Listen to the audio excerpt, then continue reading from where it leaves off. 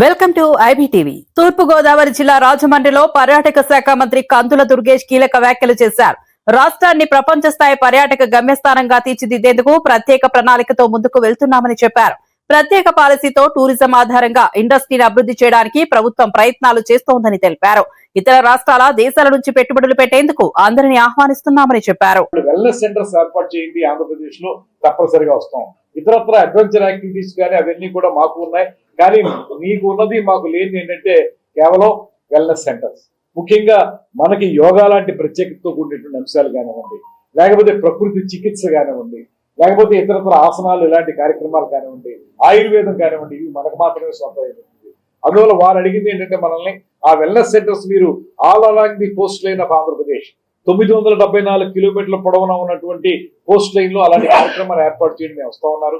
అలాంటివన్నింటినీ కూడా డెవలప్ చేయడానికి అంతర్జాతీయ డెస్క్లను కూడా పర్యాటక రంగంలో ఏర్పాటు చేయాలని, దానికి పర్యాటక భవన్ ఒక దాన్ని మన అమరావతిలో ఏర్పాటు చేయాలి. ఇప్పటికే హైదరాబాద్ లో పర్యాటక భవన్ ఉంది. రాష్ట్రం విడిపోయిన తర్వాత పర్యాటక భవన్ మనకు రాలే. అందువల్ల ఆ పర్యాటక భవన్ మాకు కావాలని చెప్పి షెకావత్ గారిని కోరడం జరిగింది. ఆ పర్యాటక భవన్ వస్తే దాంట్లో అక్కడ ఇంటర్నేషనల్ డెస్క్ కూడా ఏర్పాటు చేసి అందరినీ కూడా ఆకర్షించడానికి ఒక ప్రయత్నం జరుగుతుంది. అదేవిధంగా నేషనల్ స్కూల్ ఆఫ్ డ్రామా, ఇది ప్రపంచ ప్రఖ్యాతిగాంచినటువంటి ఒక సంస్థ. మీరు నజీరుద్దీన్ షా లాంటి అద్భుతమైనటువంటి నటులందరూ కూడా ఎన్ఎస్డి నుంచే వచ్చినటువంటి వారు. అటువంటి ఎన్ఎస్డికి సంబంధించి కళలకి కాణా చేయనటువంటి రాజమండ్రిలో దానికి ఒక వింగ్ ఏర్పాటు చేయమని కోరడం జరిగింది షెకావత్ గారిని. దానికి కూడా సూత్రప్రాయంగా వారు అంగీకరించారు. త్వరలోనే ఆ ఎన్ఎస్డిని కూడా ఇక్కడ తీసుకురావడం జరుగుతుందనేటువంటి మాటని మీ అందరికీ తెలియజేసుకుంటూ, అదేవిధంగా నంది అవార్డులు, నంది నాటకోత్సవాలు, ఇవి రెండు చాలా ప్రధానమైనవి. మనకి రాష్ట్ర విభజన తర్వాత వారు గద్దర్ అవార్డులను వారు పెట్టారు. మనకు నంది అవార్డు అనేటువంటి కంటిన్యూ చేస్తాం. అయితే ఈ నంది అవార్డుల్ని ఇవ్వడానికి అవసరమైనటువంటి కార్యాచరణ మీద ముఖ్యమంత్రి గారితో 2-3 సందర్భాల్లో మాట్లాడడం జరిగింది. ముఖ్యమంత్రి గారు కూడా సానుకూలంగా స్పందించారు. తప్పనిసరిగా ఒక 2-3 నెలల కాలంలోనే మనం నంది అవార్డులు మనకి ఏంటంటే 2012 వరకు ఇచ్చే తర్వాత ఆగిపోయింది.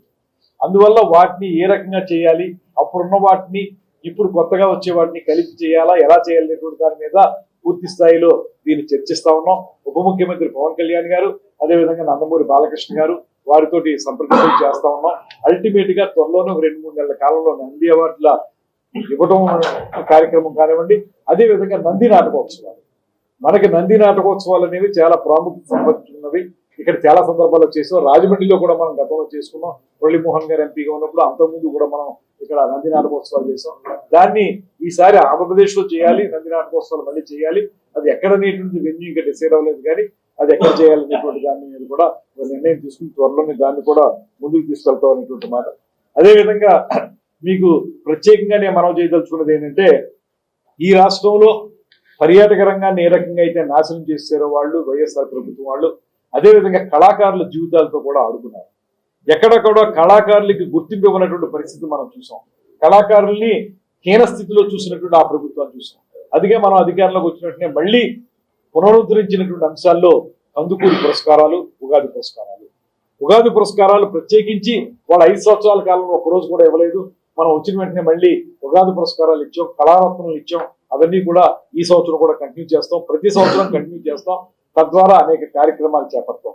దాంతోపాటు మనకి నాటక అకాడమీ కానీ, సృజనాత్మక అకాడమీ కానీ, అదేవిధంగా జానపద కళల అకాడమీ కానివ్వండి, సైన్స్ అండ్ టెక్నాలజీ అకాడమీ కానీ, ఇవన్నీ కూడా మా మంత్రిత్వ శాఖలోనే ఉంటాయి. అదే ఏపీటీడీసీ కానీ, ఇవన్నిటికి సంబంధించినటువంటి చైర్మన్లు కూడా ఏర్పడ్డారు. అదే ప్రకారంగా అందులో డైరెక్టర్లు కూడా ఏర్పడ్డారు. వీళ్ళందరితో కలిసి కూర్చుని ఉగాది లోపల ఒక కార్యాచరణ ఏర్పాటు చేసుకుని అన్ని విభాగాలకు సంబంధించినటువంటి కార్యక్రమాలను ఎలా ముందుకు తీసుకెళ్లాలనేటువంటి ఆలోచన కూడా చేస్తా ఉన్నాం అనేటువంటి మాటని ఈ సందర్భంగా తెలియజేస్తున్నాను.